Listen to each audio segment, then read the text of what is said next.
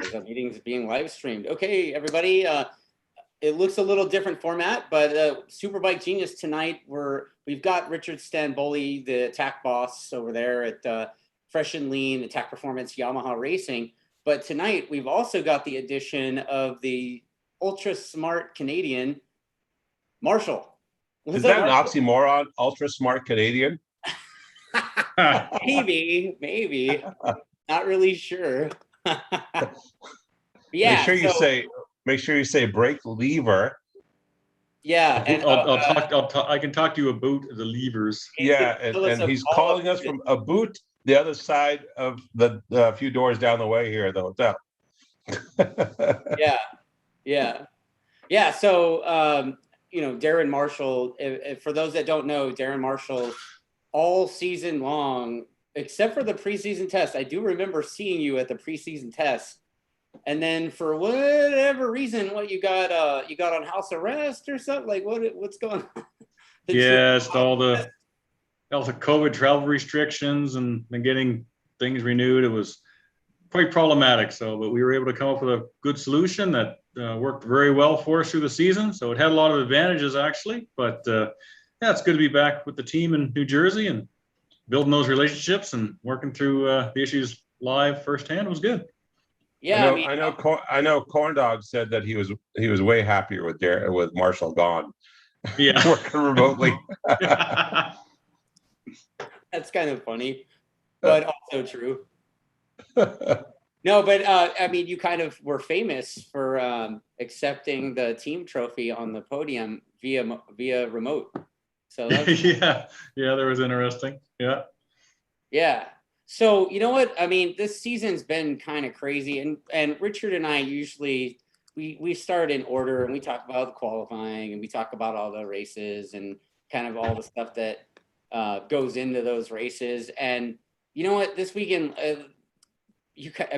Jake just does what Jake does, right? So it's kind of unbelievable. And so Richard and I figured we would do something a little bit different and maybe get into some of the racing action, but we're not going to talk about every lap basically like we do sometimes in Drone On. Darren, I don't know if let me call you Marshall because everybody calls you Marshall apparently.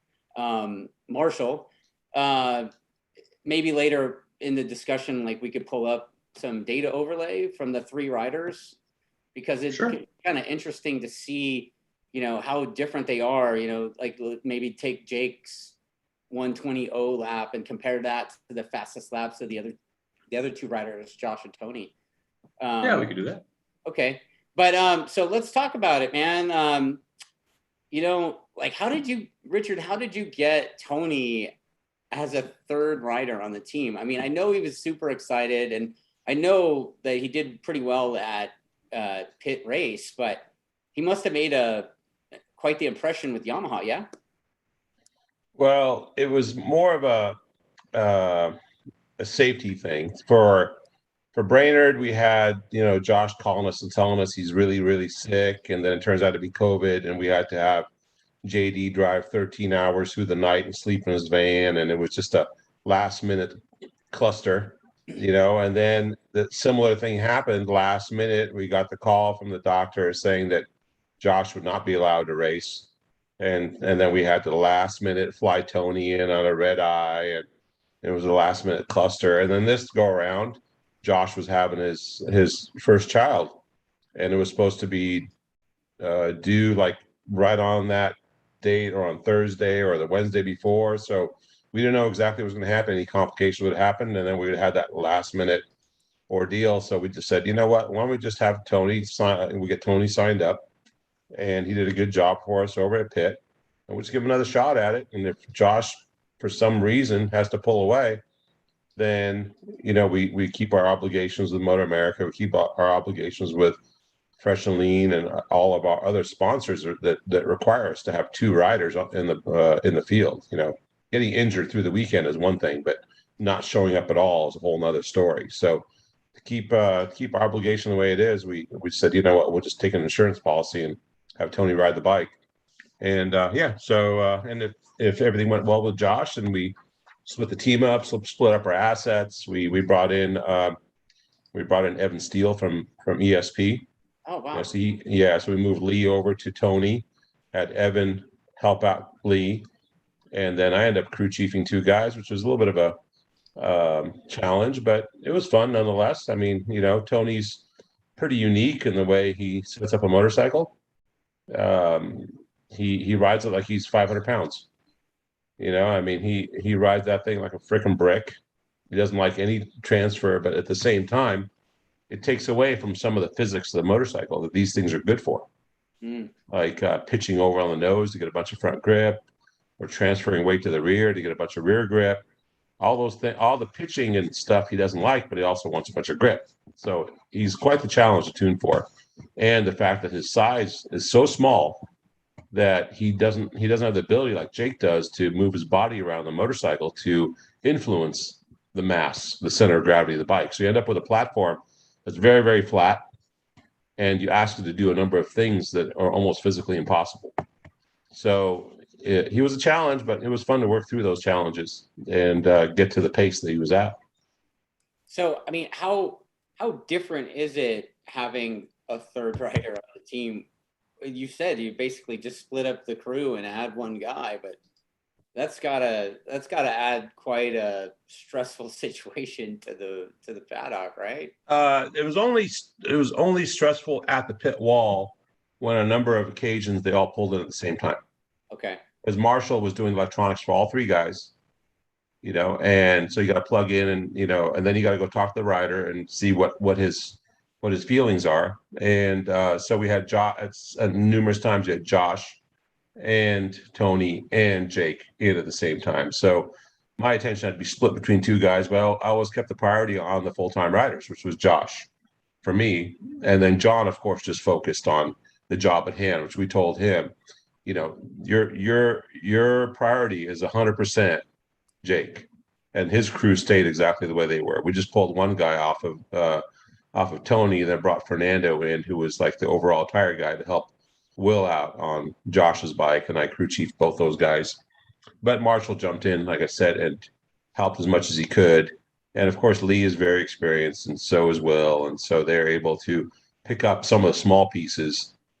If a guy comes in and says, I don't like that sprocket, they can make a decision pretty quick on that.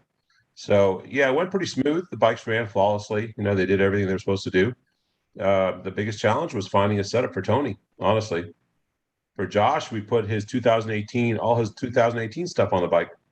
The fuel tank, the swing arm, the shock, the forks, the everything that was 2018 setup-wise, and went on his bike. And you know what? I didn't touch a clicker on that bike. Really? I think either he was comfortable on the bike for the most part, or he just realized that, hey, there's no solution other than just riding the thing. Yeah, I mean, one of those things happened. Am I mistaken? Like, I believe Josh went 20 in Q2, right? I don't have the lap times in front of me, but I thought he went pretty decent. Yeah.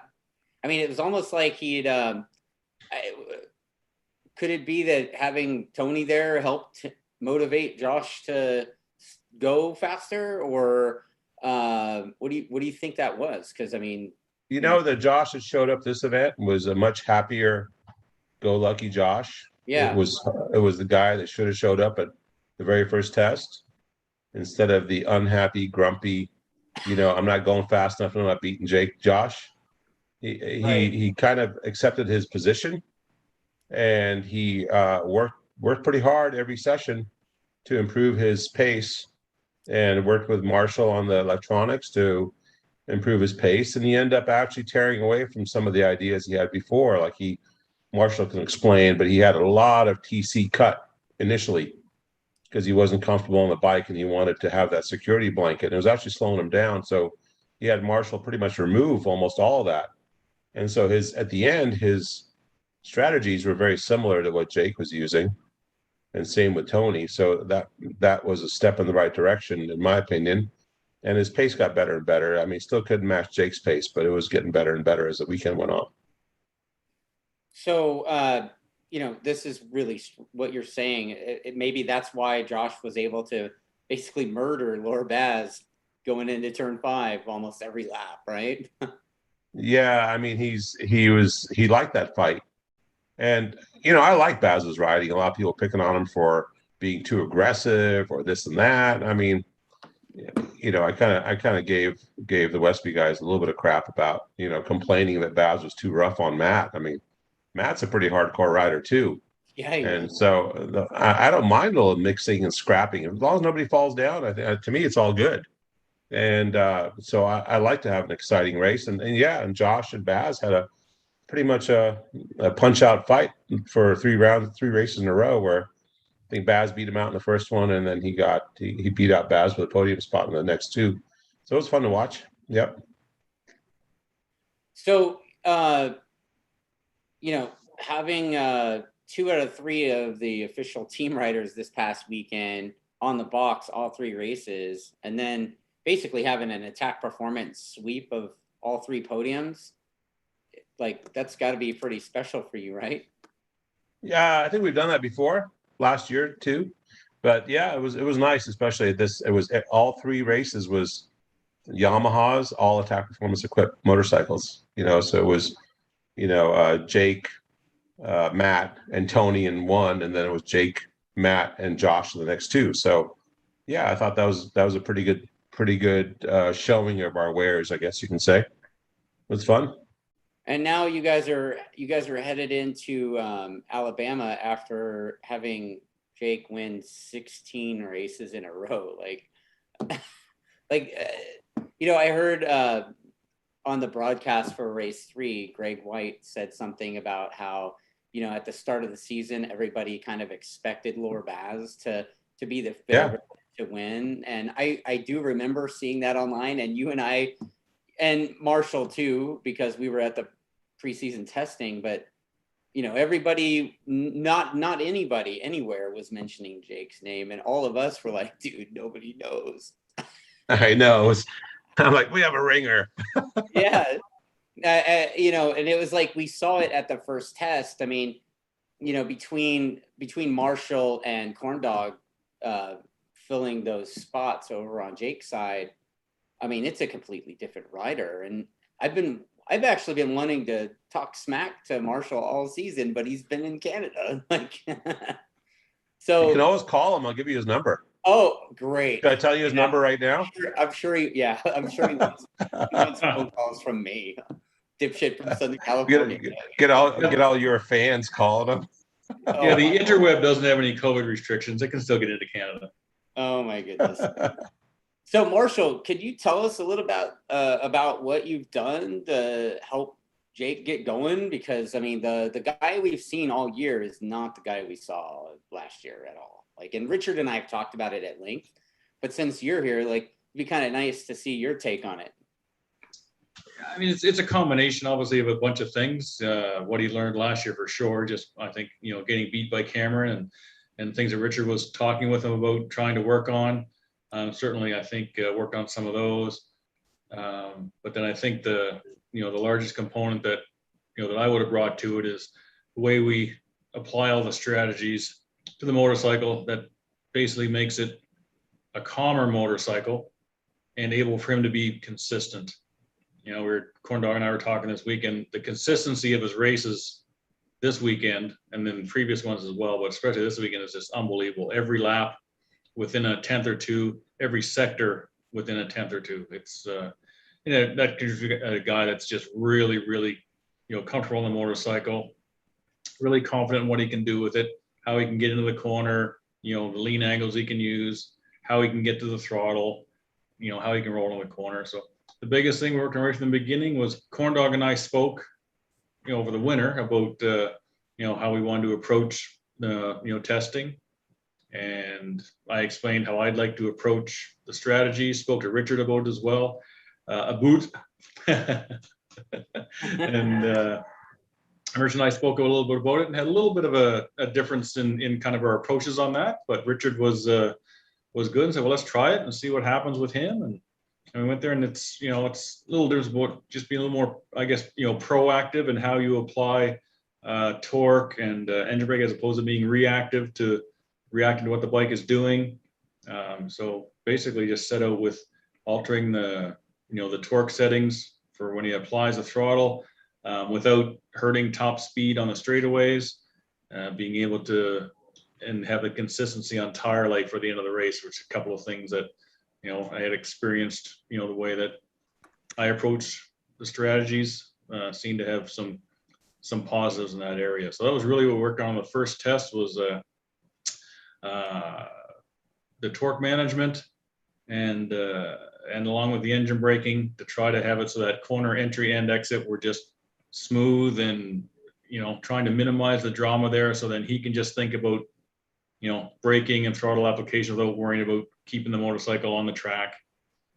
And so we worked for that. The first test, we talked to Jake before the test and explained what we wanted to do, and he was fully committed to trying it. He wasn't like, I don't like to ride the bike that way. I like it to be active. I like it to be, he was fully committed to that. So it was from the first test. After the first test, it's like, I think it was the first, I think, comment said, oh, that was easy, when he had done his fastest laps out there. And he says, oh, that was easy. So, and we just kept working from there. And I think really it was probably Virginia was when we really realized we were really onto something for sure in that race. Cause he came in after one of the sessions and says, now I'm able to actually think about my riding while I'm out there, instead of just worrying about hanging on and trying to go fast. So it's in a long-winded diatribe. That's how we started. No, man, I appreciate that. I bet everybody else does too. I mean, everybody's seen the difference in the guy, and since you're the guy on that side of the wall, it's kind of cool to see what you got to say about that. And Jake's got that interesting style. He doesn't have that hang off hang off style. He's That's next year. Oh, is it like next year he's going to be out there? Yeah, that's one step at a time with Jake. But he's very good at picking up the motorcycle, which is a huge advantage. Yeah, totally. And the confidence that he's been able to get in with the motorcycle now is he can get in the corner, use, very large lean angles, get out of the corner, pick the thing up, get to the throttle quick, and just get out of the corner. It's quite amazing how he is able to really work the motorcycle that way. He has a couple nuances we have to continue to work on though, but we will. Right, dragging the rear brake everywhere. Yeah, that's a little bit. And, we were talking about Jake in the pits at Thunder Hill this past weekend, and how he has this hook that he does. Like he gets into the corner and then he gets down there, Yeah. But at the same time, he does that as he's picking the bike up too. So he'll get that hook, and then the bike is suddenly straight up and down, and he's on the gas, and you can hear it even on TV. Yeah, if you watch some of the footage from pit race, you'll see him coming out of that second last corner, that right hander, that kind of that carousel style turn. Yeah. And he'll be searching for grip as the throttle's open by moving the bike up, as you say, and trying to find grip. And he does it naturally. I don't know if he even thinks about what he's doing, but it's pretty impressive to watch because he can just jump off the corner. It's one of the things like Matt Skoltz says, man, you guys your bike just jumps off the corner. Yeah. And Cameron was very good at that as well. And Cameron would pick up the throttle like 45 to 48 degrees full throttle, and Jake's down at 50 degrees full throttle. I see it all the time in the data, like boom, 50 degrees, things wide open. So that's some of the work that Marshall's doing to enable him to do that. And also him having a lot of trust in the bike. And those are the areas where Josh still isn't there yet. So I don't know what they had on those Suzukis for throttle management, or for sure on the BMW. I think they had a much more primitive approach to it. Right. That setup there. And so I think all those things build confidence in the rider that, you're not going to get spit off. You can ride around like a go-kart, you get the apex and you open the throttle. So it's it makes it fun for the rider, and it makes it fun for us going back there and tinkering with all the little tools that we have, Yeah, I mean, speaking of that Matty guy, Skoltz, I mean, it looked like early on in all three races, he was closer than he'd ever been. And, but then getting onto the straightaway, somehow they would, Jake would just gap him getting onto the straightaway right there. and it was all at before the straightaway. It's like he was opening the throttle at, just like you said, at lean angle. He's already on full gas. Yeah, the last left-right sequence, Yeah. Jake would definitely change direction and then be full open. It looked like faster than Matt could. So that's an area that I think we've definitely improved the motorcycle. And yeah, those guys are still, trying to figure out how we're doing it. Even though we help them quite a bit, we don't help them with everything. You're not going to draw them a picture. No. Nice. I don't know. Marshall might show you some data with it on there. I'm just curious. I mean, that, like, I've actually been to Jersey with the Yamaha school, and the track's pretty fun. And one of the areas I was suggesting to Richard about was, doing that data overlay thing in that carousel area with the 7, 8, 9, and then the 10 is the left. So I'm curious what the difference is, because Jake could go out, like race 3, I think he banged out like 3 or 4 laps in the 20s. And then he did a string of 21s. Just boom, boom, boom, boom, boom. And those other guys, I think Skoltz got into the 20s and the 21s, but I just don't think he could carry the 21s for as long as Jake's able to. So do you have you can actually share your screen if you have it? Yeah, sure. Yeah, give me you guys, I'll see if I can dig it. You want to look for that from the carousel onto the front streets where you're kind of looking? No, carousel to that left after the carousel. Oh, okay. I don't even know if they're called it the carousel there, but it just kind of makes sense to call it. I know what you mean though. Yeah. It's like Richard and I at the Ridge, we call that section Lombard Street. Yes, well, it's a good name. It's a good name for that section. Yeah. It's missing the flowers. Yeah, need some flower pots up there. Houses and some brick. Need some more brick. Yeah, some brick and some flowers. It'll be all good. Yeah. Fit right in with that part of Washington. Oh, absolutely. I mean that Washington now is basically like San Francisco North, right? Yeah, a bit cleaner. Not as many homeless. That's interesting. San Francisco is basically a homeless encampment. Wow. Is it, like, I haven't been there in a while, but like Central Austin. Yeah, dude. You remember that? Oh man, it's terrible. It's out of control. Yeah, it's I don't understand that. Let's it's because we work. Let's shoot up a bunch of heroin and hang out on the street. Like, we do heroin too, but it's on 2 wheels. Let's see. That's our heroin. It's a different type of drug, yeah. Yeah. The decreasing radius into the long left is tricky. Oh, he must be talking about turn 9. Somebody's commenting.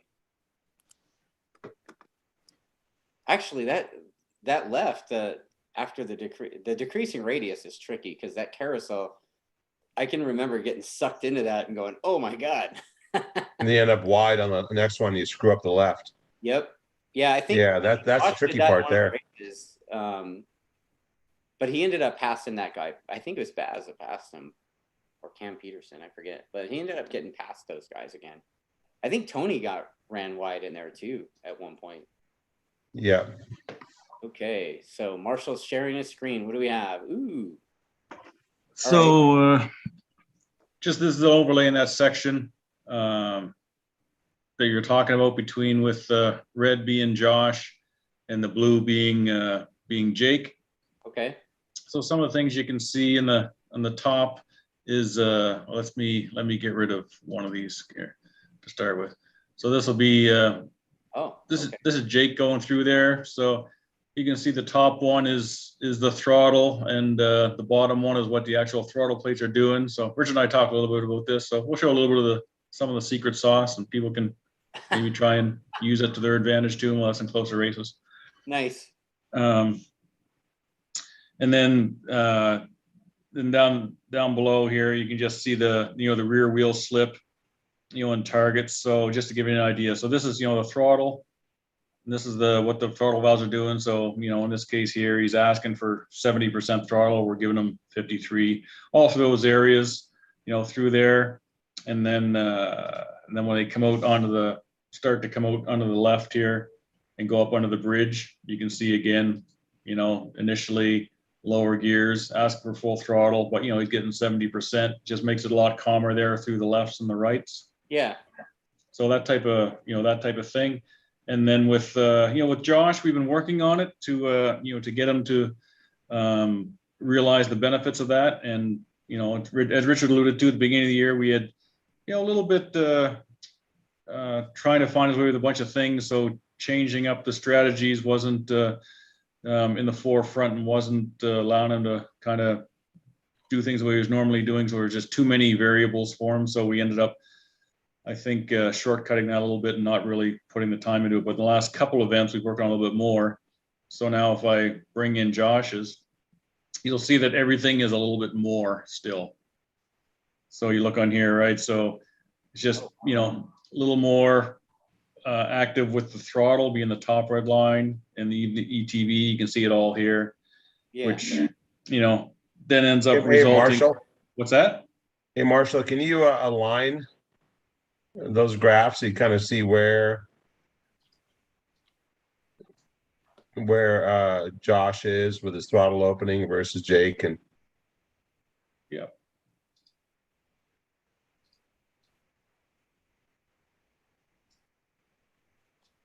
All right, so you can see the difference, the blue being Jake's stuff, right? So you can see when they start and Josh. And you can see down here, the corresponding slip being this section here, more with Josh. And again, it's one of those things that when we try to work on this a little bit, it always comes back, the bike is too slow. I want to spin a little bit more so I can turn things. So we've been working on it, and, compared to previous, it's much better, but there's still some work to do in that area for him to get, maximum acceleration out of the corner. Because, spinning the rear tire a lot, there's a point of decreasing benefit there, right? These tires can spin quite a bit and still be driving forward to the maximum, but once you get to a certain point, you start losing your forward drive and just spin up and burn up the tire. So that's what we worked on, from the beginning, and we refined, with Jake, with really every event. It comes off the truck and the bike is pretty good. We base all of our starting settings on a combination of last year's data, as well as what we've learned this year. And then, we get a general base setting, then we go and run the first session. But then after the first session, there's, a lot of work to fine tune it down for the particular track and the conditions, the temperatures and everything.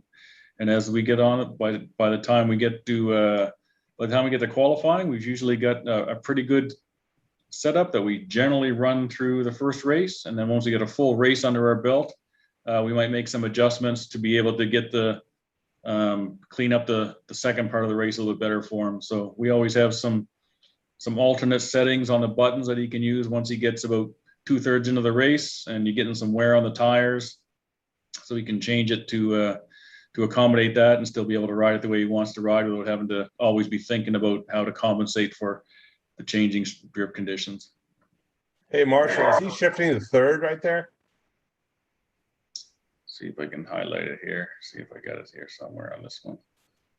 You see the shifting's different on Josh's than Jake's. Yeah, so it's something that we worked on. I might be able to bring up another screen here to see what's here. This explains why nobody sees you guys. It's like you guys are in the rig all weekend looking at this stuff. Yeah. So you can see in the case here, there's been a shift. So Jake goes to third in the fast part of the carousel. Yeah, and then it goes back to second. Yeah. Where Josh was carrying second all the way around there. So we work a lot to try to keep the revs, not being so spun up in some of those areas. Going through the section to the left and then coming up under the bridge, we had both the riders working on short shifting through there, so you're rolling through that right hander in fourth gear, keeping the revs lower, and it helped them really get through there and get a good drive up onto the front straight. Change direction. Whereas both of them last year were running through it in, Jake or Josh, I'm not sure where he was, but initially Josh was still running through that thing in third gear and it was a little bit buzzier. Went to fourth, he found it, calmed it down. He was getting, really good drives up on the front straight, especially in the third race. You could see he was really, even with Baz, he was able to, pull up on him and get up beside him. Were you guys kind of working some of that stuff with Toni as well? I mean, curious. Yeah. As far as all of these types of settings, try to apply, anything that we're finding with one rider, we try to apply it to all of them. Okay. Toni is much different in the engine braking. He likes less engine braking compared to both of these riders everywhere, but especially once he gets to the apex, he really wants it freed up. Like a lot of guys like a little bit of help at the very end just to finish it. Toni is the exact opposite. Probably carrying over from the early days of his riding, where he just likes to be very, very free at the apex. It's quite amazing how little engine braking he has when he gets down to the last part of the corner. I don't remember. Was he a 250 GP guy by chance? Yeah. So Stroker. Yeah. Those guys hate engine braking, right? Yeah, it's quite so that's the biggest difference. But yeah, we apply it to all of them, especially with especially that section at the end. Yeah. They were all three running through there, generally shorter shifting to be able to get into fourth quicker. Huh. That's super interesting. That, like I said, all that stuff explains why you guys are pretty much never seen on a race weekend except for on the podium to take the trophy or whatever. Yeah, don't really leave the garage other than go to pit wall. I did joke with Richard. I said, Richard, I could just remote into pit wall from here. Right. Yeah, when Marshall first showed up, I go, after he gets all set up, we'll just set him up in the corner of the hotel, and he can remote into the racetrack. And he's talking about being stuck in the truck. He's really just stuck in his hotel room. That's funny. Makes trying to call me. What's that all about? Anyway. We good? Yeah. Okay, so there was a couple of things I saw, over the weekend, and I mean, obviously Jake was gone, so I really didn't really see him much on TV other than the first couple of laps, but did see quite a bit of Toni and Josh, and Josh looked aggressive, like it looked like the Josh of old, so to speak. Like he looked like he was motivated again, and he looked like he was having fun again. And Toni, I told Richard this. Toni made this pass attempt into turn one that was just like, oh my god, dude! Like really. I wonder what that looks like on the data. I mean, the dude goes in there and then just like rear wheel in the air, bike wiggling. Yeah, made the pass, and then did he run wide and tuck the front on the curbing, or that's what it looked like on TV anyway? I think he lost the front, ran wide, lost the front, and then yeah, the rear got on the curbing. It spun around. Yeah, I can show you if you want, Dustin. Yeah, that's kind of neat. I mean, like I wonder how much brake pressure it took to make the bike do that. It was like, oh, like everybody in the pits, we were watching it. The Pirelli guys at Thunderhill had a big screen TV in their pit, and a whole bunch of people were watching the race between races. Pretty cool. All right, so where am I at? Apparently the bike wasn't super smashed, right? No, it was all right. It wasn't bad. It just bent a couple of things and put it back together, and he was out again. So if you look on here, the blue was his fastest lap, and the red is when he tipped over. Okay. So the top here, this is the brake pressure. So you can see Toni's normal thing is to come in and not grab the brakes right away, then kind of apply the pressure. That's kind of his general and modulate the brakes. That's generally Toni's braking, the blue line. Yeah. So in this case here, he was a little bit deeper than normal when he went to the brakes, and he grabbed, a lot more brake early. Okay. And you can see from this line here, this is the rear speed. You can see the rear wheel, the engine braking, locking up the rear wheel. And then this here, you can see the front suspension, how much deeper it is on the brakes, and how much the rear is completely flatline topped out. Wow. So you can see, it's just like what you saw on TV. This is, it's exactly what came in. got it a little deeper than he normally would, and then Yep. So then okay. So the big problem is lots of brake pressure, but here is the big problem because it got up the rear, got that big wiggle that you saw. Yeah. And all of a sudden, he had to let off the brakes. Right, the front end comes back up, and then he has to go back to the brake again. Well, by that time, he's lost all of his braking distance, and he runs over to the outside of the track, leans over in the dirty part of the track, gets up close to things, and the bike slides out from under him. And his lean angle is pretty severe too, right there, where he's trying to hook the corner. Yeah. You see that the red where it's quite a bit more than the green on the part where he lets go. Yeah, well, this is where it's all over. Yeah. Yeah, right, he's done there. But before that in the braking zone. If you back a bit, see where the green and the red separate by quite a bit? Yeah. Yeah, so he's right, obviously because he's way out, right? So he's trying to make the corner, but not making the corner. Yeah. Not making the corner. That's super interesting, man. Like, but if he hadn't lifted the rear wheel off the ground and it came down and wiggled so much so he didn't have this big drop, he probably would have made the corner. Yeah. But losing this little bit of distance here of braking and then having to trim it back up, it was all over. That brake pressure is pretty high. I mean, 10.6 bar. Compared to him, 10.6, certainly higher than he normally uses by a little bit, but it's for a lot longer time, you can see, compared to what he normally does. Yeah. Yeah. Yeah, he was like, whoa. Yeah, 29 bar with the lever hit the ground. See that? Yeah. Yeah. So, Richard, you were saying last time that Tony's pretty animated. Like, how animated was he after that? I was very apologetic. Oh, I'm so sorry. I'm like, that's what happens. Put the bike back together. Let's get going.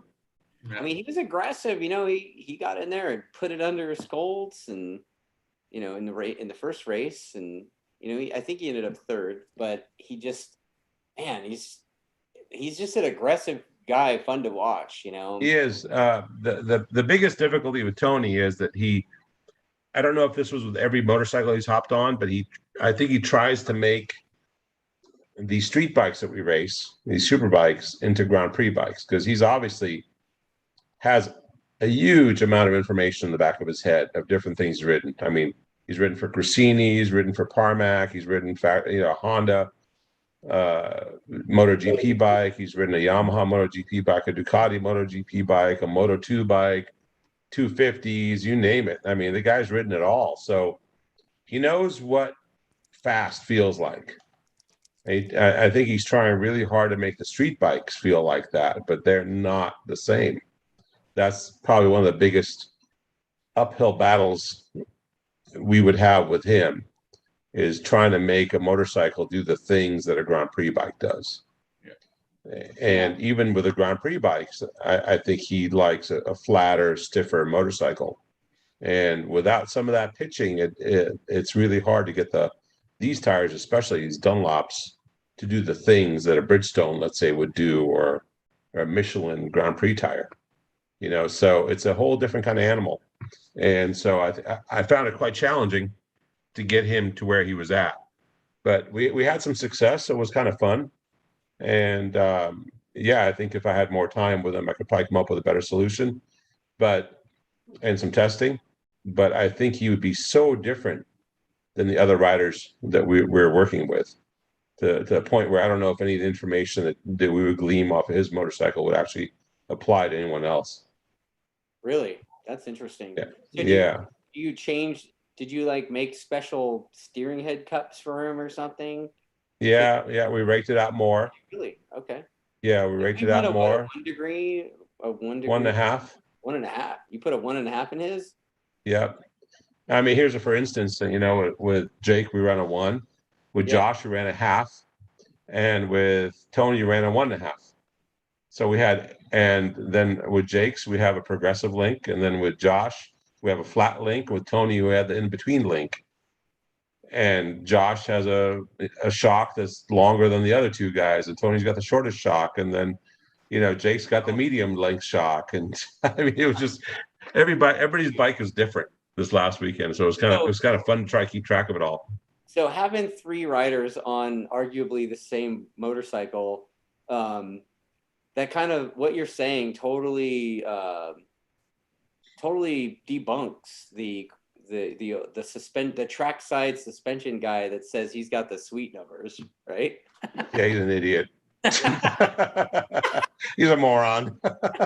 Mr. Sweet Numbers. Maybe he has the sweet numbers over at what's that that candy place? Cease Candies or something. Yeah. I Okay. think the box of those sweet ones. Like I just remember that when I first started racing, there was these guys that are like, "Oh man, we got yeah. sweet numbers in there," and it's like, "Oh, okay." Like you're basically gonna put the same setup that you use for your little ringer guy in club racing, and then that's the setup that everybody should use, right? Oh, every kind of motorcycle too. Oh yeah, yeah. It doesn't matter what it is. It could be an R7, an R3, or a MotoGP bike. We got the sweet numbers here for you. 13 degrees of swing arm slope. 24.5 degrees of rake. You're good. Are you talking?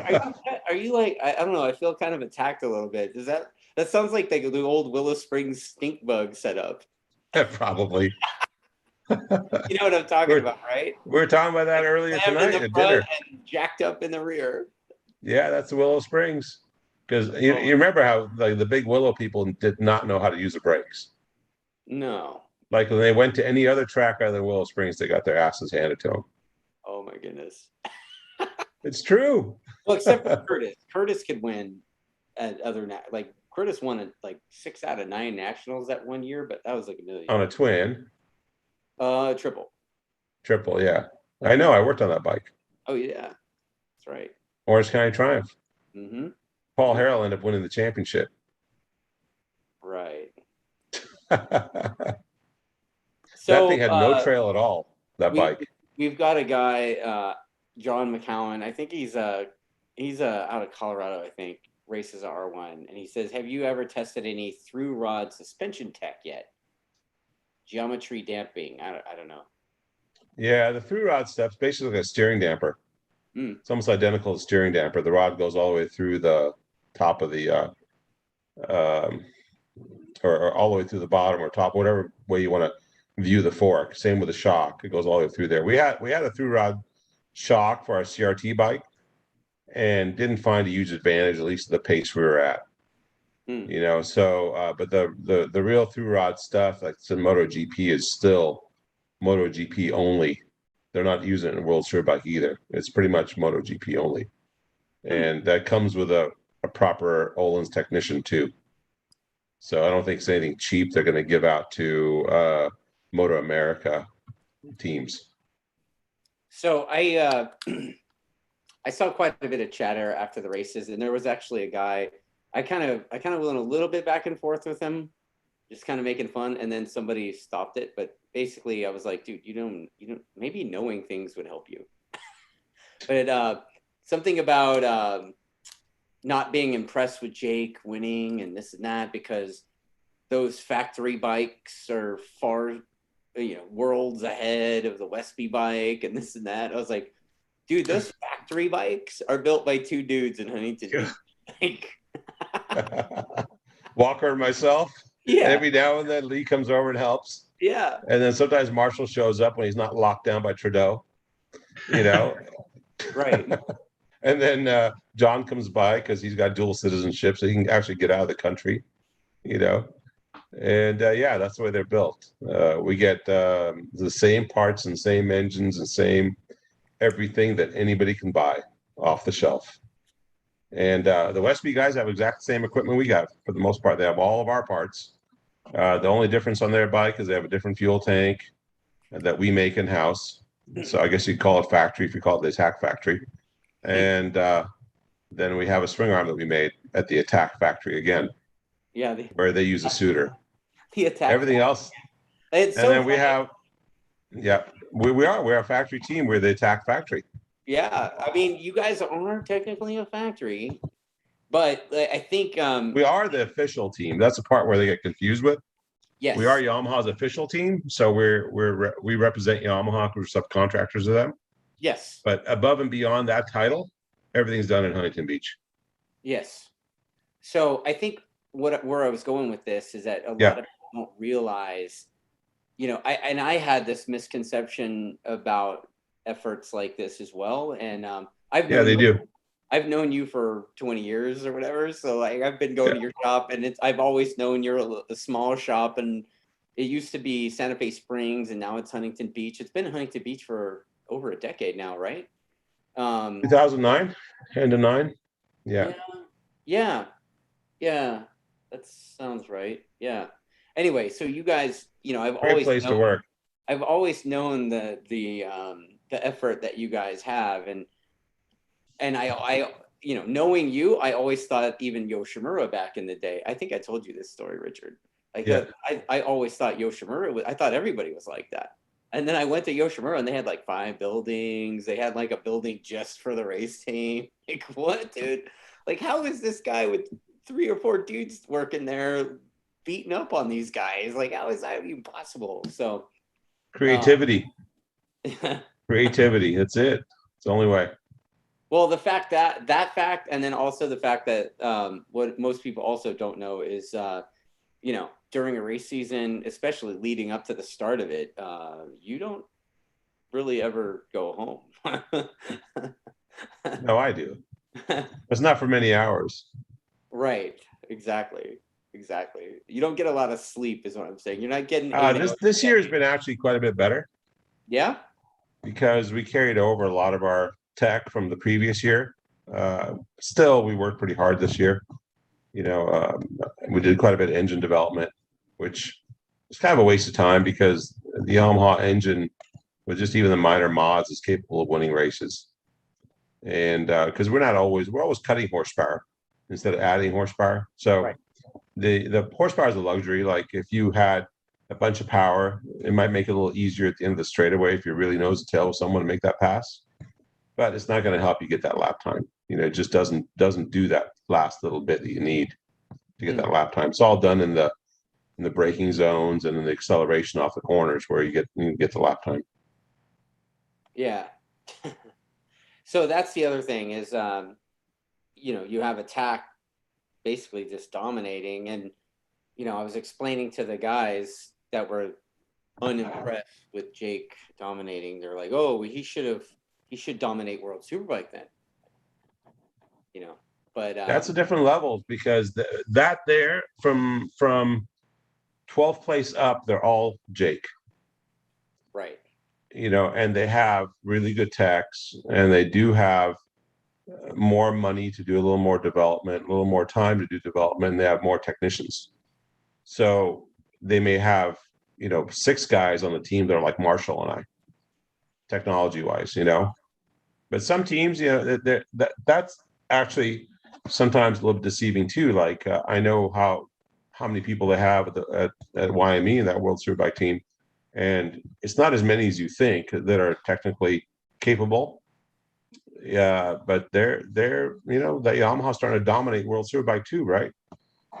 Top Rack is sticking it to Ray. We'll see how it turns out this weekend, but Yamaha right now is leading the points in MotoGP, World Superbike.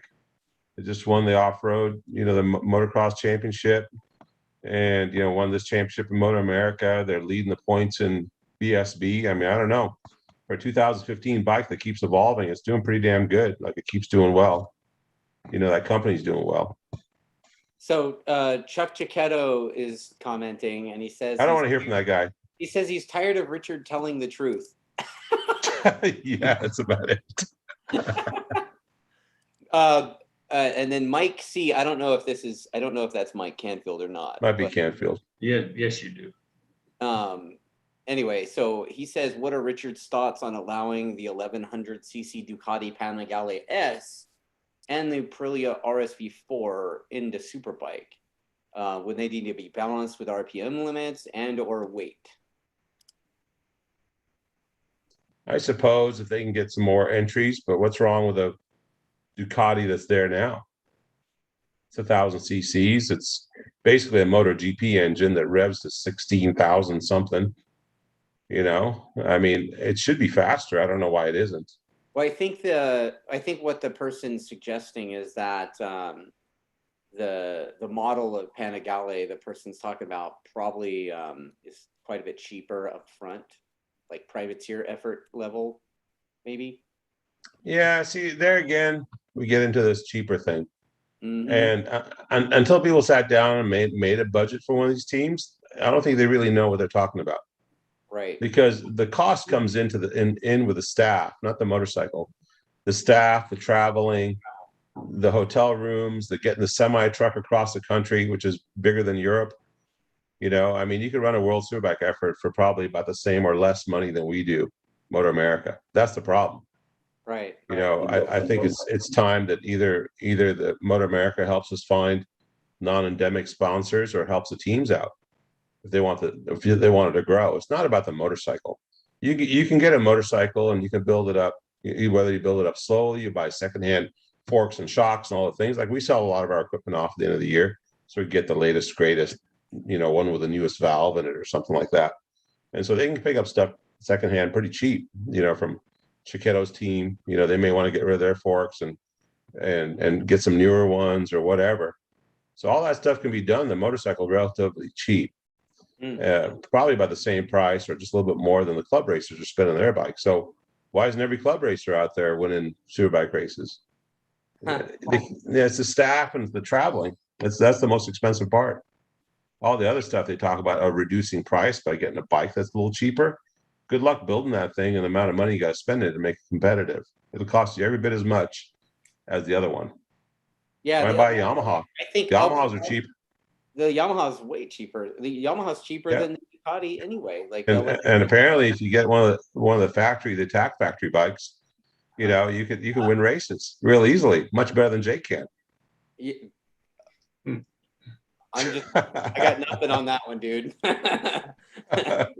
There's still like all the chatter doesn't take into account the loose nut on the seat, right? So yeah, it's not like you just Chiquetto saying, "Oh yeah, for sale for $150,000 at the end of the season," and that might be pretty close, right? I mean, I think we sold that bike to Perk for $75K, something like that. Yeah, that thing came with Morelli. It came with the good forks. It came with a good shock. You know, RSP 40. Came with wheels. I mean, that thing was a steal. That was Garrett Gerloff's motorcycle that he was winning races with. And good luck getting one of those bikes and building one with all the trick stuff for $75K. And Morelli, you know, and we're giving the dude support throughout the year on the thing.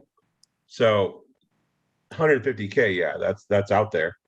But you could pick one up, you know, a super bike that's ready to race, quite a bit cheaper, a Yamaha, if you came to one of our teams, like Chiquetto's team or our team, you'd probably get one with maybe last year's swing arm or something like that on it. And some, for instance, I mean, Josh is riding around on our 2008 Gen 1 swing arm, and he's able to do the lap times. He won a 20 and, you know, got on the podium with it. So that's good enough to get on the podium with. Well, there you go. I mean, so that guy, what was his name? Mike C. He basically chimed in. He also said that Aprilia no longer makes a 1,000cc bike. So that RSV thing, that's what and it's 1,100, I think. Yeah. I wondered why they didn't have that, because they had the RSV in 2015 when the R1 first came out, right? I mean, you know, this generation R1 anyway, like 2015. I remember what was that guy's name? Corti? Yep. Yeah, that guy, and he did well in the stock class or whatever, which is, I thought it was weird to have that bike in the stock class, but yeah, that thing was a ringer. It had a Morelli ECU in it. Oh, did it? Yeah, that was a kit. That was the kit box. The kit box. Okay, so let's see. I'm getting more questions now. But you're not going to be able to build either one of those bikes cheaper than you could build a Yamaha. No way. Yeah, no way. And the thing is though, like the thing with the Yamaha too, which I'm not saying this just because we race the Yamaha, but YME will actually sell you all the parts that we have. Their version of it, like their version of the swing arm, the electronics, all that stuff. If you're a Motor America racer, you can get through Yamaha all the stuff that we have. but you have to plan it out. You can't be asking for it in February or March. You Right. start in November and you plan it out, and you can build yourself a bike, or you can probably buy a whole motorcycle. Yeah. It all depends on what your goals are, and a lot cheaper than you can a Ducati or Aprilia or any of those other bikes. Another thing that it kind of bugs is that people are trying to use the word cheap and racing at the same time. I'm like, dude, I'm sorry. Yeah, But that gets under my skin every single time. At the end of the day, whatever teams are putting in all the work and all the creativity to get up front, doesn't matter what kind of bike you put them on, they're still going to be in the front. All right, so let's see. This guy, Matt Testa, he's actually a customer of the shop too. Yes. Yes, he wants to know how much for a swing arm. Unobtainium, because I don't want to make them. There you go. The rule is, I think it's 10,000 euro, I do believe, and that doesn't come with the bits. So I think that's the limit. So if someone was racing Motor America and came to us and said, we want to buy that swing arm, we're fairly obliged to sell it for 10,000 euro. But they need a bunch of other stuff to go with it, right? Yeah, they probably spend another 3,000 or 4,000 euro to get all the other stuff, axles and adjusters and linkage and stuff. Adjustable swing arm pivot mod on the frame. Yeah, I can't remember what we were selling that for, a couple grand or something. Yeah, I told the guy it would be a minimum of 20 grand earlier today. And what you just said is not far off from that. What, the swing arm frame? Yeah, swing arm and all that stuff to go with it. 20 Yeah, I mean, if you do the steering head, I think we're getting like $800 for the stem and the inserts to go with our clamp. So that gets you in the 1.5 degree rake, which this bike seems to work good between the 0.5 and the 1 for most people. And the pivot is pretty good. That's the same thing we did for Westby and a few other guys. They're running the same exact frame we have. And so all those things, they all add up in the lap times, not necessarily the engine. Like for instance, this last engine that we have that Jake's been running on is basically a completely stock bottom end. We put a cylinder head on. So that's how good these engines are. I mean, you basically took the head off of a crate engine, brand new, stuck a cylinder head on it, timed the cams, stuck in the engine, went racing. Yeah, I mean, even ours, like I had that thing in there since January and been out a bunch of times on it, and it's totally stock except just cam drop in. That's it. Yeah. Are you supposed to say that? You race super stock? I don't race super stock. Come on now. I know all you club racers are a bunch of cheaters. In Colorado.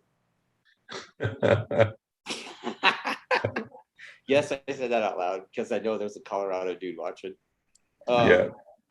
Okay, so this guy AC, he says he wanted to thank you for chatting with him in the garage. And are we still talking about BSB again? Oh yeah. I talked to him about BSB. He was the guy that I shot down the last time. Yeah. He's like, hey, I'm the guy you set straight or something. I'm like, oh, sorry. Didn't mean to be too harsh on him. So we kind of chatted about BSB and the rules differences and the size of the country and how much cheaper it is to run there than here. Right. And like I think I was talking to Mark Rosemo over there in New Jersey, from Mark Belt. Yeah. And I said, how many people show up to your CCS? He goes, 1,100 entries. No way. That was awesome. I go, yeah, 1,100 entries. I said, can you imagine if our country was the size of London or England, I mean, and you had just in one CCS, whatever, Northeast region or whatever, I don't even know which all the regions are, because I've never done the CCS thing. Yeah. But if you imagine have that, all the regions, all in California, how many people would show up to a Motor America race? It could be 5,000 people, trying to get a spot on the grid. Right. I mean, if you got 1,100 people in a CCS deal. Oh, the racing would be great too. You know what I mean? But what kills these guys' budgets is the travel. Right. Yeah, all the team flights and traveling across the country, diesel. Well, plus, they tried it where they did a two-day deal like a club race.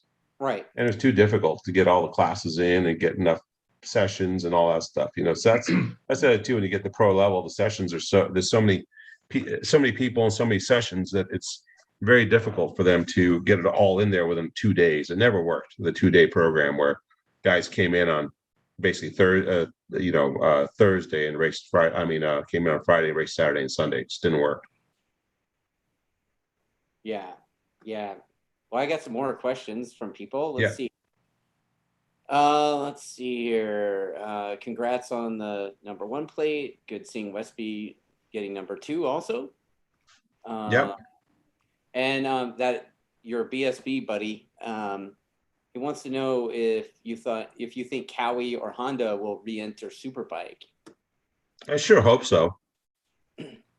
Yeah, Marshall knows Fahey really well, and he should lean on him to get a Cowie in there. Yeah, the Cowie, it's stock 1,000 is almost the Cowie Cup, right? It's starting to look like towards the end of the 750 Super Stock era, right, where it was all GSXR 750s. I think it's the contingency that makes that happen. Yes, for sure it is. Yeah, because any of those bikes can do well in the right hands. When Josh rode the mean bike that I helped him with the 16, and we murdered everyone. I think we won 7 races in a row and had 6 track records or something like that. Right. So it was, we were setting records all over the place with that thing. It just nobody rides. Everybody goes for the payback on the stock class because they have a pretty good contingency program. Kawasaki does. There's a guy that's saying, "Oh, okay, cool. So I can buy a Superbike for 75 to 150K." But he doesn't think it's going to help him because he doesn't have any talent. Well, there is that bit of realism too. Yeah, that was Chris McCreary, by the way. Okay. Yeah. Well, maybe you can invest $10K in Dustin's TrackDaz. I don't know. Wow. Yeah, get some coaching. Richard's rider Josh does private one-on-ones, man. He'll teach you how to ride. Yeah, there's between Pridmore and Josh, I think Tony's doing some coaching too, and I think there's enough ways. If you have no talent whatsoever, then maybe take up a different sport or just go do it for fun. Maybe racing's not it. Track days are fun too. I like going to track days whenever I have time. Just go lean over and drag your knee a bit. Yeah. I don't know if they're not that fast. If they're not that fast, the racers, maybe they have some technical expertise and they can build that and they can help to bulk up the paddock's technical expertise, which we can use. Are you talking about yourself, Marshall? Are you not that fast a racer? No, I've actually been meaning to bring this up to Richard. There's a woman that follows the Motor America circuit, and I think she works with a bunch of privateer guys on the 600s, I think, and they have the AIM data, the AIM dash, and so she's been doing online symposiums and stuff on data. I can't remember what her name is. Do you know who I'm talking about, Darren? No, I'm not familiar. No. It's kind of neat, having a privateer person, walk people. Is she Canadian? I can't remember, man. No, there's this Asian girl who's Canadian that was doing the World Superbike thing. She was one of the tech people, and then she went to work, I think, with one of the Moto2 teams. I was wondering if it was her. No, it's somebody in the paddock right now in the Moto America paddock. Okay. Yeah, I think she helps out a few 600 guys, and I think even the Twins guys. And it'd be interesting to talk to her. She's done these things where she walks people through how to use their AIM data or whatever, and it's not quite as capable as what you guys are doing because you guys have literally control of the motorcycle with the data. But to actually see what the bike's doing and have them be able to make changes to their suspension or whatever, it's got to be huge, right? Absolutely. Yeah, something that was interesting that Tom Halverson said is that a lot of these people in the paddock are actually getting a lot more, like the younger crowd, a lot more technically proficient. Like a lot of guys have motospec. for the chassis setup. Yeah. So for them to understand that is like one step. I would even call it paralleling the data stuff, because commenters are commenting on this person's name, by the way. Her name is Chloe Laren. Yeah, I don't know her. I haven't seen what she does, but that sounds like a great thing. I think the people need to get more switched on, because the technology is not going away. No matter how much, even John Oliver said, it's just not going to go away, because they've tried so hard to dumb down the sport. Yeah. Try to make it cheaper because you don't need a data guy, this, that, but it's just not going to go away. All these bikes come that way. Even if you ever go to electric motorcycles, the technology is going to go through the roof, because now you need electronics to control electric motor.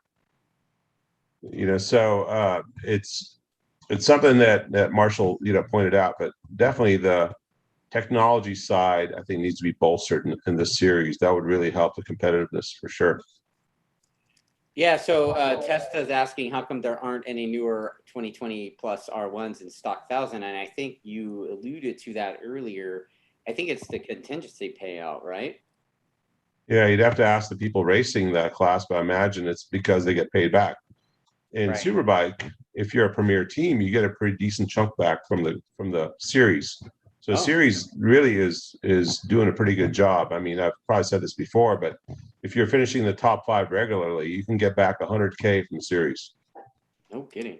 I think a lot of people don't know that. Numbers. What's that? I don't think you ever got specific in the numbers of what that quote. Yeah, it's like $100K back for all the races, and if you don't finish in the top 5, you could still get probably like $80K, something in that range. I have to go back and look at the numbers, but it's all on their premier entry on Motor America registration. You can go into the premier entry options, and you can kind of see what it costs to get in and how much you get back. So I know Motor America is doing their part to help, but that's a piece of the puzzle right there. But that's what happens with a lot of these teams. They get some of the money back. So Matthew McComber, he wants to know, and this is actually a good one. If Beaubier had stuck around this season, who would have won the championship, him or Jake? Dude, we had this conversation at dinner a few times already. I think it would be some really good racing, but Beaubier always had a little bit of something in the tank. I think Jake would be working really, really hard. I think Beaubier would be working really, really hard. Because remember when Gerloff started beating Cameron? Yeah.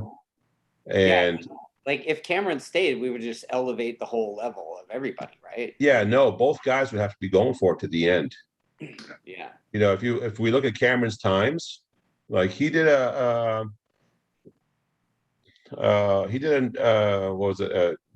19 something at New Jersey.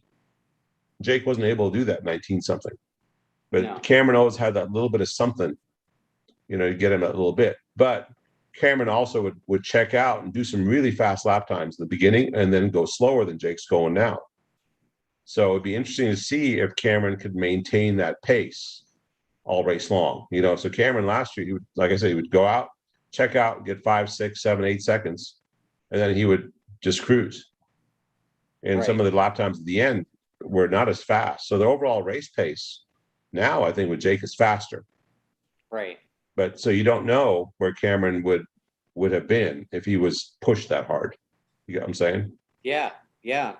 I mean, Jake, I think the good argument for Jake too is that Jake's kind of broken a lot of Cameron's lap records in the races, right? Yeah, I mean, the overall record though, Cameron kind of hangs on to it, right? Yeah, I mean, it depends which record you're talking about. The fastest lap, the shortest race, the fastest race lap, and there's so many records. I get myself confused. Who's got what? Right. I just know that the race lap records, I think almost all of them, except for maybe Laguna and somewhere else. The overall ones, including qualifying, he might be off by a few tenths. But in New Jersey, Jake went 3/10 faster race lap record than what Cameron did as an example. But Cameron did 20.3 faster qualifying. Jake did 20.0. What Richard just said too about Jake's continuing to do those fast laps pretty much the whole race, whereas Cameron would just do, he would do like 5 bangers and then he would just autopilot to the end, right? Yeah, that started, I think, at Road America when Cameron fell down like 10 seconds out. Yeah. By himself, and he fell down at turn 1. And right about then he said, maybe I don't need to bang out that many laps all race long. Right. So he started at some point, he started relaxing after he got a gap and he watched his pit board. But you watch Jake, I mean, from the first practice session, he is like on, I mean, his first flyer is like almost always the fastest of the week of anybody. Like Cameron was the same. Yeah. I mean, it was amazing then. It's amazing now. Yeah. And Cameron was exactly the same. He'd go out and within a lap or two, boom, boom, boom, like P1, P1, P1. Rarely was he outside P1. And when he was outside P1 is because we kept the same tire on it all for the full 45 or 50 minutes. We're like, whatever. We're just trying to get some race data. So this is actually kind of funny because you've got Jake Gagne, who's kind of a little bit taller than Toni and Josh. And then you've also got Matthew Skoltz, who's also pretty tall. Like, he's really tall. He's stick figure, super tall guy, lanky, and is there what's the major difference in setup for the short guy versus the tall guy? Yeah, Marshall and I were talking about this, how it seems like the tall guys are kind of taking over the street bike racing, basically meaning superbikes. You got Redding, you got Chaz is tall. Yeah. Top Rack's not short. Baz isn't short. Like all these front runners, they're getting to be fairly tall. It's pretty interesting, actually. Yeah, I think it's the advantage of they can use their length for better leverage for you, Richard. Leverage. They're able to use their body more for the motorcycle, and you're not so worried now about the loss of top speed based on a larger stature. It's now with the bikes, the power they can make, and it's only in the straightaways where you're really looking for all your full power. I think you're going to see more and more of that, where now the taller riders are going to have advantages because they can manipulate the bike in a better, more consistent way. I mean, kind of that's actually almost like a throwback, right? I mean, back in the day, Yates was a big dude, right? Yeah, he's able to muscle it around. He wasn't short. Yeah. No. I think Chandler was kind of tall too, wasn't he? Chandler, yeah, Russell, he was tall and Russell, thin. yeah, Russell, all those guys, yeah. Yeah, Kip. So it's like we're kind of going back Kip to was tall and thin. Yeah, I think on the street bike side, the tall guys have somewhat of an advantage. And like one of the things we were touching on with Toni, where he likes a rigid motorcycle that doesn't pitch, but he doesn't have the capability of pushing back on the tire to force it to grip, or being able to push the bike up when it's losing grip on the edge. So he's kind of stuck in one location for the most part. And Josh is kind of the same, because the way he rides, he hangs off a lot. So he's kind of stuck in that hang off spot and has a hard time pushing the bike around. And so the setups are a little bit different.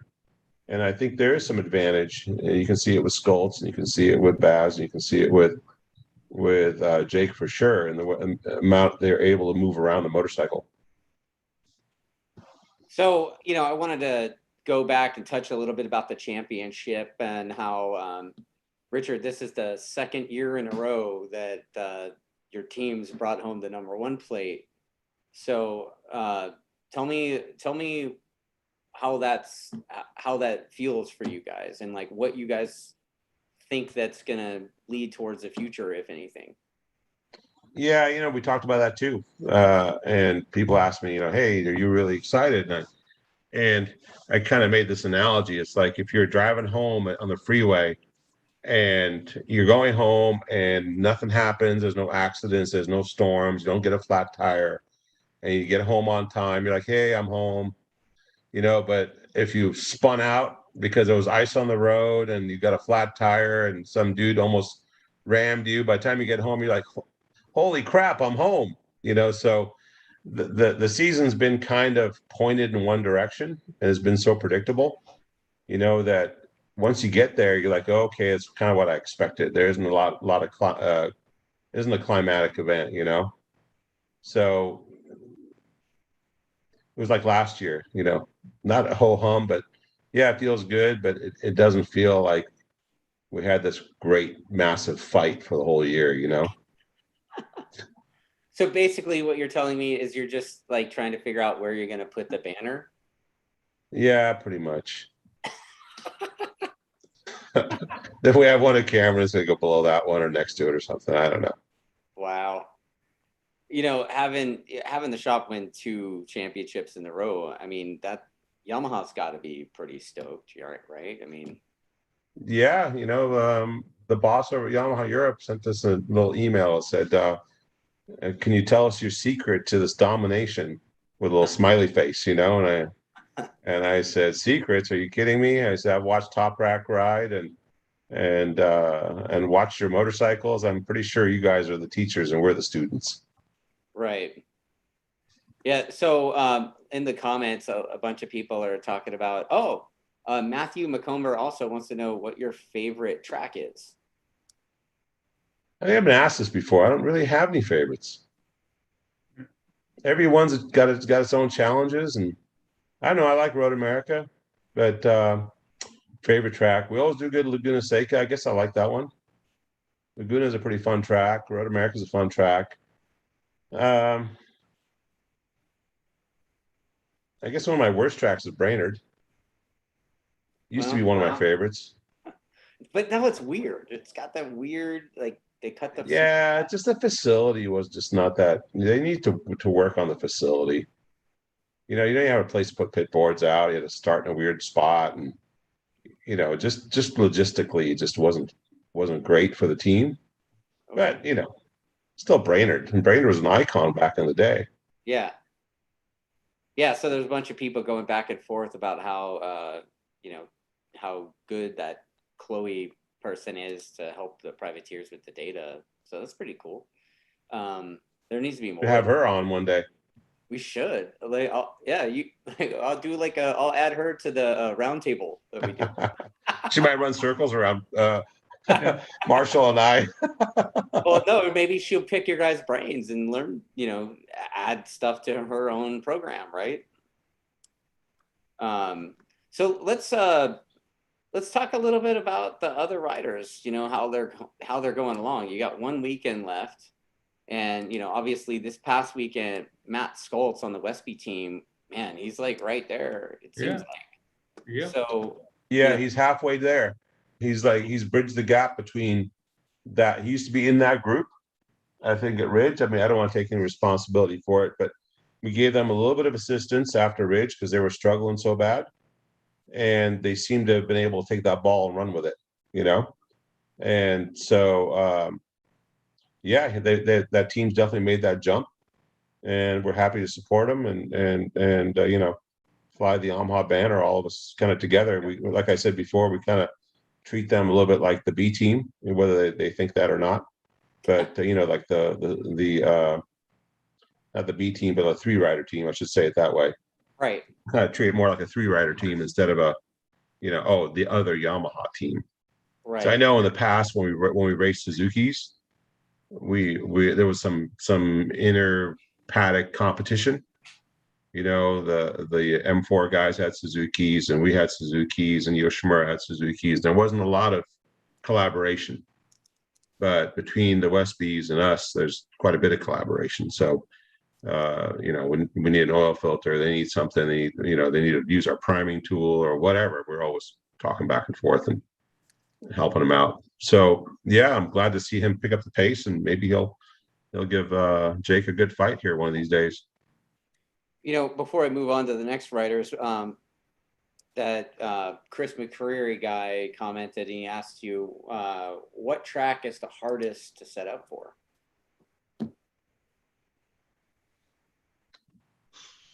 Man, maybe I'll let Marshall take this one. I don't know.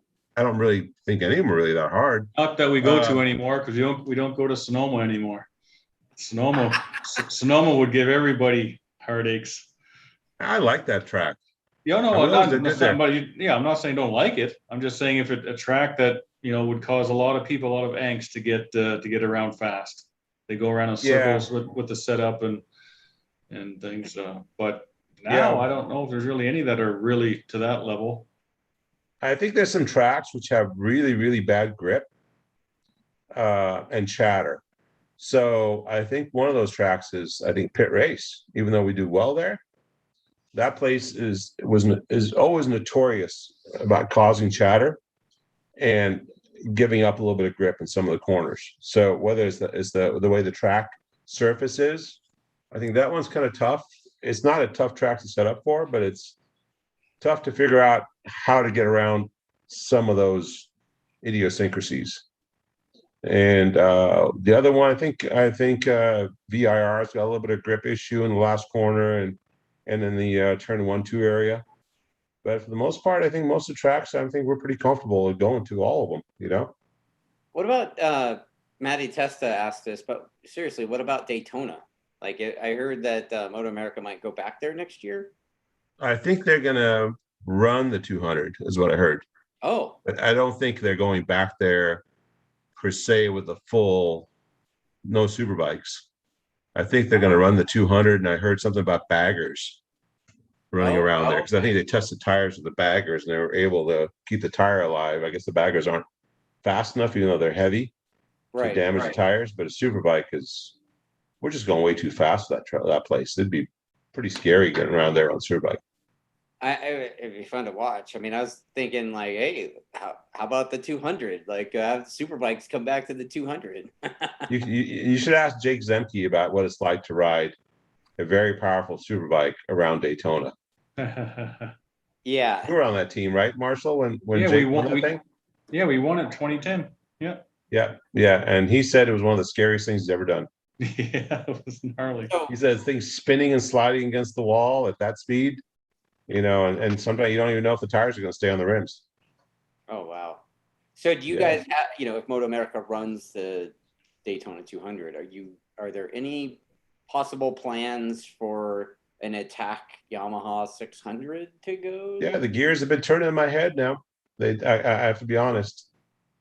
I mean, I know you have all that endurance stuff sitting at the shop that you're not using. I bust that stuff out all the time, once every like decade. I mean, like the last time we won was on a Triumph. Yeah, exactly. The Triumph, right? Yeah, set a new track record at the time. I think it was Annie Eslick, and we won nicely. And then we won two in a row before that, with Chaz Davies on one and Steve Rapp the time before that. And then I think we helped another team. I think Fong. I think he finished on the podium, like second or something like that. I can't remember what it was. Yeah, that team folded. That was on an R6. But no, I mean we have all the stuff, and we have some R6s, and it might be it might happen. Who knows? I have to see how the rest of our program shapes up first. Right. Might be fun. I like doing those races. Marshall doesn't like endurance racing, but I do. Why not, Marshall? There's too much stuff. There's so much stuff. I like the race itself.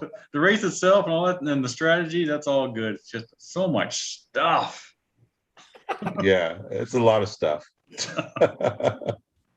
Wow. Okay, so the other riders over the weekend anyway, Baz looked like he was on the struggle bus a lot for the weekend. Like his bike was all dancing around. Was Jersey that bumpy? It's bumpy. Yeah? It's bumpy, yeah. It's been a few years since I've been there. I don't remember it being like super bumpy. Because your bike absorbed them. I was on a street bike too. You were on a street bike. The street bike really absorbs them. Yeah, Q4s. I think the Ducati has no frame. Basically, the swing arm bolts the engine, and the steering head bolts the engine. So there isn't much there to eat up some of the flex. So when you get on the side of the tire, it's not very forgiving. And then on top of that silly ass single-sided swing arm they got, I'll probably never get a job with Ducati. But anyway, I think it's silly.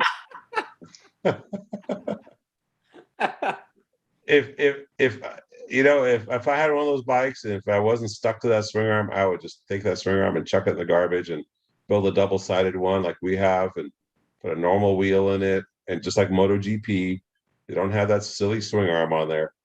you know, and you get some feel for the bike. And I feel for Baz because you got to ride around that strut back there on the side of the tire, Oh man. trying to get it to go around corners, especially any kind of bumps like we have here. And you see it in World Superbike. Some tracks they're really fast, and some tracks they really suck. Wow. I mean, you got a 1,000cc engine that produces more power than just about anybody, and they let it spin to 16 something. I don't understand why they're not just blasting everyone. I think it's basically a MotoGP engine. Oh. Yeah. Okay, so how about the M4 guys? You know, Fonger and Cam P. You know, Consistency, I would say there. yeah. You know, if I had to say anything, it's consistency. Cam was fast, but he petered out at the end. No pun intended. You know, and then Fong, he's hit and miss. You know, whether they can't find a setup, I don't know the exact story. That'd be something you'd have to ask Chris Ulrich about. But it seems like they're just missing the consistency. Sometimes they're there, sometimes they're not. It's really strange. Yeah, it's like you know, when Fong specifically, when he's on, he's quick. He's No, he's a challenge, you know. But then, you know, I don't know if it's the bike or if he crashed or whatever. I mean, I don't know what it is, but something's going on over there. You know. They're missing some piece of the puzzle, and it's inconsistency. Yeah. You know, Cam Peterson, like I said, he was fast early on. I think it was like P2. He got a 21.3 at some point. Yeah. Yeah. You know, and then in the race, he was up there, and then he kind of fades. So how about Hector Barbera on the, was it 2016 BMW? Yeah, you know, he's really fast. No doubt about it. For a guy, I mean, he's done zero testing at any of these tracks. You know, FP1 is when he first sees the track, other than probably watching it on TV. So the guy's got a lot of potential. One of the things that he said, or they said on the show, was that he's an old school guy. He turns off electronics and uses a thumb brake. Uses a thumb brake. We had a discussion about the thumb brake a while back. Yeah, but anyway, that didn't turn me on too much because I'm not an old school guy. Yeah. And I don't much agree with letting a rider do all the things that happen that happen that they're not even aware that's happening. They're trying to combat it. You know, you watch the data and you'll see a rider react to a wheelie, and it's always way too late and way too much. Yeah. And you go, I'm supposed to let you do that lap after lap after lap. I just remember first ride that Cameron had on our bike with the updated electronics, because they were a generation behind on the non-Attack factory team. That was the Yamaha factory team. So the Attack factory team had a generation newer software, and he hopped on it and said, wow, this electronics is really good. I have to hardly use the rear brake. Those are his words. So for us to go backwards, you know, with a rider, let's say, that would rather go to the old school, I don't think that's a step forward. I don't think that can be competitive in the future. Wow. There's a commenter that says Barbara seemed faster on the BMW than Josh was last year. I think that's right. Yeah. That's right. I think he's a talented, good rider. I mean, who knows? He might be the kind of guy that hops on, let's say, our bike and goes, oh, yeah, I don't have to use a thumb brake. Right. You just don't know until you get a chance to work with those guys. Yeah. Okay, and then, I mean, there's some privateers, but I'm just going to stop at Kyle Wyman. Like, you know, Kyle's had quite the struggle this season. He broke his arm and all that, but walking around Thunder Hill last week, and I actually missed this on the broadcast or whatever, but supposedly he said that he, after this season, he's basically done with the Ducati. Like, he'll be on something else next year. And, yeah, probably Yamaha, I'm thinking. Yeah. He was on a Yamaha before, and he had, I think, pretty decent results. The Ducati, I think, was a bit of a money thing for him. I thought, like, it brought in some sponsors. Right. Yeah, sure. But now with a Ducati factory deal there, or whatever you call it, it's not a factory, but it's a factory bike. It comes from Italy, I do believe, the bikes. That one there, it truly is a factory bike. And I think with that there, maybe he's taken a lot of the wind out of Kyle's sails. Right. And it's time for him to get onto something else that's maybe more competitive. Just the Ducati's I think a tough bike on our racetracks to get your head around. And I think it's just going to be that way. Right. Hence the silly single-sided swing arm. That's so funny. And the no frame. Well, going back to a Yamaha would make sense for Kyle Wyman. I mean, I think he's one of the owners of the Yamaha school. So, and he's pretty much a regular instructor with them. So it's kind of weird seeing him on something not Yamaha, but he had to do what he had to do, and he wanted a little bit of support or whatever. And he thought he was going to be able to get some from Ducati, and maybe he didn't talk to the right people or something. I really don't know the specifics on that. I'd have to ask him specifically. Well, I mean, Marshall was worked with Kyle last year. Yeah. So I don't know all the infrastructure and how it all goes about, but I don't think Ducati gives anything away. Ducati North America didn't really step up much. Ducati Italy was actually really good. They put them onto the same pricing that all of their top teams get, which is significant. So it certainly helps out with all the parts and pieces. But there's certainly Ducati North America. Other than they did step in and help out with an engine when there were some problems, but there wasn't any kind of help with baseline support throughout the year, whether it was to help with logistics, travel, or something like that. So something like that. But it did bring in, especially the first year, and they carry over a lot of people that were interested in supporting a Ducati. But then I think, with the second one coming in and looking like, Ducati Italy providing, I'm sure it's coming at a cost, some additional technical support and things like that. I mean, you see that whole not really able to develop it quicker because of some of the idiosyncrasy of the motorcycle. Right. I think it's something to say, well, again, you're swimming upstream when you look around and seeing people doing well on non-Ducati motorcycles. It might be something easier for them to be able to get the resources and the parts and pieces and get some better results.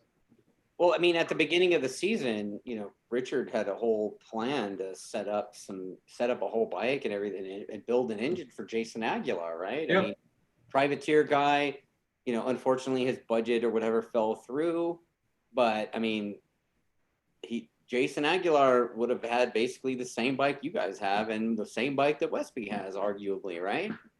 Yeah, it would have been basically the same as Westby. Same fuel tank, same swing arm. They would have built their own engine, but those are easy. You can either have somebody do a cylinder head or we don't do cylinder heads per se as a resource, only for shops that are experienced at building those things. Just the support that goes with it is too heavy. Right. So you sell a cylinder head for a few bucks and then you end up spending a month teaching the guy how to install it. So that doesn't make any sense to us, but he could have got a full engine from us, or could have had Pancho Rangel, I think, who was going to build his engine for him, do it for him, and it'd been competitive, and he was going to have the Morelli. He was going to get the same support program that Perk got, where he would get maps from us before every, Marshall would give him a map and says, here's your start map. And as we had updates through the weekend, like, oh, hey, Jake likes this throttle map, we would give them that throttle map. And they'd go and plug it in their bike, and it was yay or nay, and they would just trim maybe some of the engine braking or the wheelie control or the traction control, just trim it up and down with the selector on the grip. So that program would have made it pretty easy for him. But obviously Aguilar just, he one of those shyster attorneys, I guess he stiffed him. Oh, that's right. He sponsors your deal, huh? All attorneys are shysters. It's just what they get paid to do. That particular attorney does sponsor our little race series. So, right? I don't care. Yeah. All right. Well, you know what? Congratulations on winning another championship, you guys. It's probably getting kind of late for you guys out there. So, yeah, whatever. You guys are going to be busy tomorrow, I'm guessing. Actually, we're all set. Oh, are you? Wow. Yeah, we did all our work there at New Jersey. Thanks to Mark and Charity. Charity runs, the New Jersey Motorsports Park for the most part, and she let us stay in the garages and work an extra day. So our bikes are pretty ready. The thing that'll be interesting this weekend, though, which we haven't talked about, is the weather looks like it's going to be off and on wet. Yeah. Yeah, I'm looking forward to it. I saw that. Marshall's like, oh boy. Yeah. Like, No, can I bring my we've been umbrella? talking about it. Yeah. All the different scenarios and all the different map combinations that we'll need. But Yeah. we've done a lot of work on our resources and our tools and stuff over the years. So I think it'll give us the flexibility to be able to react on the fly and already do some what if scenarios to have some stuff ready. So. Yeah, it's going to be 4 different scenarios. So basically, ready? Everybody got their notepad? So you're going to have the full wet, which I like. It's going to have the full dry, which I like. Then it's going to be the dry track going wet, which I don't like. But then there's going to be the drying track, which starts off a little wet, which I really like. So those are going to be the 4 scenarios. So I think we got almost all covered, except for I don't know what the riders are going to think about all those scenarios. Right. They might be a little freaked out. Yeah, I took a look at the weather report because I'm flying out there tomorrow evening, and I was just like, oh man, it's gonna suck as a fan. Are you staying for the banquet? No, I gotta go. I gotta work, man. So I gotta work, dude. Like I take a lot. You gotta pay to repaint that glitter that you scraped off. Wow, even Marshall knows. Yeah, I heard you did a stoppie in the middle of the track and somebody bumped in the back of you. No, like I didn't do a stoppie, but yeah, I must have, whoever was putting my wheel on, wheel speed sensor Bent it. And I'm trying to shift. I'm like, what the hell? Why would it shift? And I look down at my dash, and then ba-boom from behind. Yeah. And then I see the guy flailing out of the corner of my eye, and me being like the jerk that I am, I'm thinking to myself, sucks to be that guy. And then you crashed. And then as soon as I tried to turn, I didn't realize my wheel had exploded. So, yeah. Wow. Yeah. I mean, it's kind of hard to turn without a rear wheel. So. But it was an easy one for me. I mean, the poor guy that hit me, like that guy left in a helicopter. Hey. You all right? Yeah, like he reached out to me yesterday. Like I didn't know who he was. And the dude was like, man, I'm so sorry you crashed. I hope you're not injured, blah, blah, blah, you know. So Who was it? I can't remember. I'm not going to say his name. But he did Oh, say, man. I'm not going to say his name. It's Johnny something. Johnny something. All right. But Johnny, he was like, hey, I don't know if you know this, but I was your student at Streets of Willow last year for Champ School. So that's kind of funny. But, you know, I mean, it's a racing incident, no hard feelings, you know, like whatever. I mean, sucks, you know, especially because Harper's sending me some body work, and I got to get that over to Matt pretty soon, so I could maybe have body work on my bike. Matt and I were just talking about you. Yeah. How you should have a spare set of body work. Uh-huh. I think we jinxed you. Fuckers. That was before when it happened too. Well, I blame Jacob too. Jacob West wasn't there, so like maybe if Jacob was there, I wouldn't have lost my wheel speed sensor. You know. We had that happen at Coda Superstock race. And it was so funny because Will Morton on our team, he hates running. So we go to the grid and he hates running.